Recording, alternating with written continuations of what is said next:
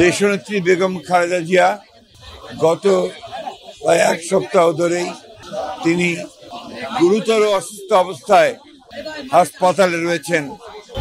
জাতীয় এবং আন্তর্জাতিক পর্যায়ের অত্যন্ত উচ্চমানের চিকিৎসকরা তার চিকিৎসা করছেন, কিন্তু এই চিকিৎসার আরো উন্নত হাসপাতালে করা প্রয়োজন বলে সবাই মনে করছেন। সেই কারণে তাকে ইংল্যান্ডের হাসপাতালে নিয়ে যাওয়ার সিদ্ধান্ত হয়েছে। এই নেত্রী যিনি তার সারাটা জীবন এই দেশে গণতন্ত্র প্রতিষ্ঠার জন্য উৎসর্গ করেছেন।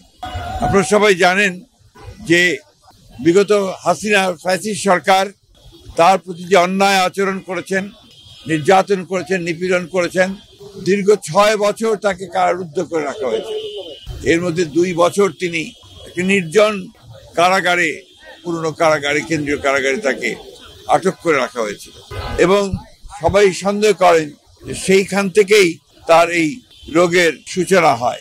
একটা অপরাধমূলক অবহেলা, চিকিৎসার অভাবের কারণে তিনি আরো অসুস্থ হয়ে পড়েন।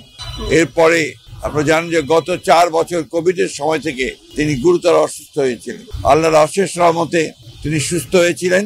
এই কয়েকদিন ধরে আবার অসুস্থ হয়েছেন। চিকিৎসকরা প্রাণপণে চেষ্টা করছেন এবং আশা করছেন যে তিনি আগামীকাল যদি আপনার এয়ার অ্যাম্বুলেন্স এসে পৌঁছায় কাতার থেকে, তাহলে আগামী পরশু অর্থাৎ রোববার তাকে লন্ডনে নিয়ে যাওয়া সম্ভব হবে। তবে তিনি এখনো গুরুতর অসুস্থ, সেই কারণে তিনি ফ্লাই করতে পারবেন কিনা সেটা ডাক্তাররা নিশ্চিত করলেই তাকে ফ্লাই করে নিয়ে যাওয়া হবে অ্যাম্বুলেন্সে করে।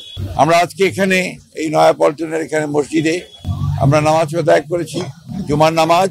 সারা দেশে আজকে জুমার নামাজের পরে বাংলাদেশের মানুষেরা দল মত নির্বিশেষে তারা আজকে এই মহান নেত্রীর জন্য, তার আরোগ্য লাভের জন্য তিনি যে সুস্থ হয়ে আমাদের মাঝে ফিরে আসেন এবং দেশের যে সংকটময় মুহূর্তগুলোকে যেন তার ওই অগত্যে আমরা সবাই অতিক্রম করতে পারি, সেই দোয়া আজকে বাংলাদেশের মানুষ তার কাছে, আল্লাহ তাআলার কাছে চেয়েছেন। আমি আবারও পরম করুণাময় আল্লাহ তাআলার কাছে দোয়া করছি, প্রার্থনা করছি যে আল্লাহ তাআলা যেন তাকে সুস্থ করে আবার আমাদের মাঝে ফিরিয়ে নিয়ে আসেন এবং আমাদের সঠিক উত্তর দেন। আসসালামু আলাইকুম।